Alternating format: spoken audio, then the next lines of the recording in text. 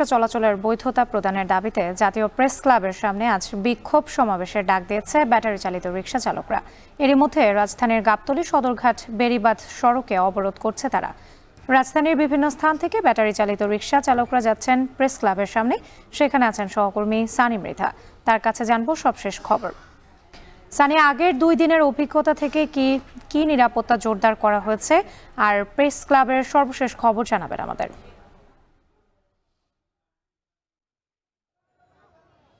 রাত্রি জানেন যে গতকালকে কিন্তু রিক্সা, ভ্যান ও শ্রমিক ইজি বাইক শ্রমিক ইউনিয়নের নেতারা আমাদেরকে জানিয়েছিলেন যে ব্যাটারি চালিত রিক্সা বন্ধে যে হাইকোর্টের যে রায়, সেই রায়ের প্রতিবাদে তারা একটা রায়ের প্রত্যাহারের দাবিতে গণ অবস্থান কর্মসূচি পালন করবে প্রেস ক্লাবের সামনে সকাল 11টায়। সেই ধারাবাহিকতা আপনি জানেন যে এর মধ্যে 11টা বেজে গেছে এবং একই সাথে কিন্তু তারা সেই গণ অবস্থান কর্মসূচি শুরু করে দিয়েছে। তারা বিভিন্ন স্লোগানে তাদের যে দাবি দেয়া, যে 12 দফা দাবি গতকালকে তারা করেছিলেন, সেই দাবিগুলো কিন্তু তারা তুলে ধরছেন। এখানে আমরা দেখতে পাচ্ছি যে তারা বিভিন্ন প্লাকার্ডের মাধ্যমে সেই দাবিগুলো লিখেও নিয়ে আসছেন। একই সাথে আমরা কিন্তু এরই মধ্যে শুনতে পেয়েছি যে গাবতলী থেকে সদরঘাটগামী যে রাস্তা আছে, অর্থাৎ বেড়িবাঁধ, মোহাম্মদপুর বেড়িবাঁধের যে রাস্তা, সেখানেও কিন্তু এরই মধ্যে ব্যাটারি চালিত রিক্সা চালকরা কিন্তু অবস্থান নিচ্ছে বা গাছের গুঁড়ি ফেলেও কিন্তু সড়ক অবস্থান করেছে।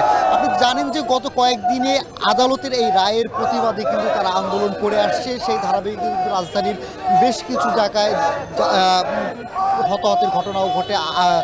অবস্থান কর্মসূচি পালনের কারণে কিন্তু তারা যান চলাচলের তীব্র যান চলাচল বিঘ্ন হয়।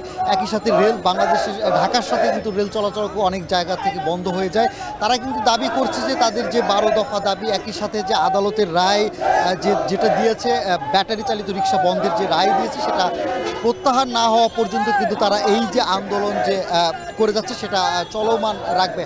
আপনারা জানেন যে 5 আগস্টের পর থেকে কিন্তু বিভিন্ন সময় আমরা দেখেছি যে একবার প্যাডেল চালিত রিক্সা চালকরা অবস্থান করেছেন এবং একই সাথে ব্যাটারি চালিত রিক্সা চালকরা কিন্তু মুখোমুখি অবস্থান ও কর্মসূচি পালন করেছে।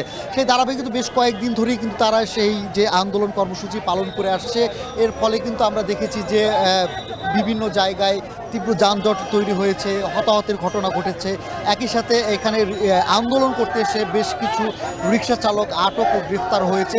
যারা আটক ও গ্রেফতার হয়েছে তাদেরকে কিন্তু মুক্তির দাবিতেও কিন্তু মুক্তি দিতে হবে এমনও দাবি জানিয়েছে শ্রমিক যে ব্যাটারি রিক্সা ও ইজি বাইক শ্রমিক ইউনিয়নের নেতাকর্মীরা। এবং তাদের আহ্বানে কিন্তু তারা আজকে সেই অবস্থান কর্মসূচিতে কিন্তু ধীরে ধীরে ব্যাটারি চালিত রিক্সা চালকরা অবস্থান নিয়েছে। এবং এমনকি যারা মোহাম্মদপুর বেড়িবাঁধ এলাকায় যারা আন্দোলন কর্মসূচি পালন করেছে, আমরা যতটুকু জানতে পেরেছি তারাও কিন্তু এই যে প্রেস ক্লাবের সামনে ধীরে ধীরে তারা এসে অবস্থান কর্মসূচিতে অংশগ্রহণ করবে।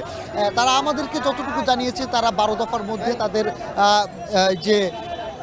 তাদের যে রিক্সা, যে ব্যাটারি চালিত রিক্সা যে প্রধান সড়কে চলে, যেহেতু তাদের কোনো লাইসেন্স নেই, রুট পারমিট নেই, সেইটার যেন বৈধতা সরকার দেয়। একই সাথে এই যে ব্যাটারি চালিত যে রিক্সাটি আছে সেটাকে গণপরিবহন হিসেবে ঘোষণা করার দাবি জানিয়েছে।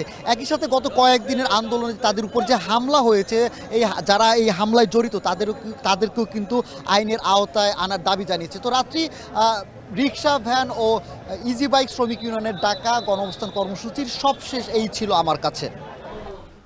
জাতীয় প্রেস ক্লাবের সামনে আজ বিক্ষোভ সমাবেশের ডাক দিয়েছে ব্যাটারি চালিত রিক্সা চালকরা। সেখানকার সবশেষ পরিস্থিতি জানাচ্ছিলেন সহকর্মী সানি মৃধা। আরএফএল ওয়াটার পাম্পের